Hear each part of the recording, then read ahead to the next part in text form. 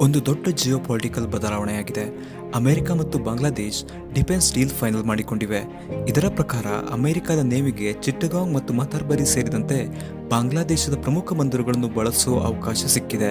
ಅಲ್ಲಿ ಅಮೆರಿಕದ ನೌಕೆಗಳು ಮೇಂಟೆನೆನ್ಸ್, ಇಂಧನ ತುಂಬುವುದು ಮತ್ತು ಇತರ ಲಾಜಿಸ್ಟಿಕ್ ಕೆಲಸಗಳಿಗೆ ಬಂದರುಗಳನ್ನು ಉಪಯೋಗಿಸಬಹುದು. ಅದಕ್ಕೆ ಪ್ರತಿಯಾಗಿ ಟ್ರಂಪ್ ಆಡಳಿತ ಬಾಂಗ್ಲಾದೇಶದ ಟೆಕ್ಸ್ಟೈಲ್ ಎಕ್ಸ್ಪೋರ್ಟ್ ಮೇಲೆ 19% ಟ್ಯಾರಿಫ್ ರಿಯಾಯಿತಿ ಕೊಟ್ಟಿದೆ ಅಂತ ಹೇಳಲಾಗ್ತಿದೆ. ಬಂಗಾಳ ಕೊಲ್ಲಿಯಲ್ಲಿ ಅಮೆರಿಕದ ಸೈನಿಕರ ಹಾಜರಾತಿ ಹೆಚ್ಚಾಗ್ತಿರೋದು ಭಾರತ ಮತ್ತು ಚೀನಾಗೆ ದೊಡ್ಡ ಜಿಯೋಪೊಲಿಟಿಕಲ್ ಇಂಪ್ಯಾಕ್ಟ್ ಕೊಡಬಹುದು. ಇದನ್ನ ಚೀನಾದ ಹೆಚ್ಚುತ್ತಿರುವ ಸಮುದ್ರದ ಪ್ರಭಾವಕ್ಕೆ ಕೌಂಟರ್ ಕೊಡೋ ಅಮೆರಿಕದ ಸ್ಟ್ರಾಟಜಿ ಅಂತಾನೂ ನೋಡಲಾಗ್ತಿದೆ.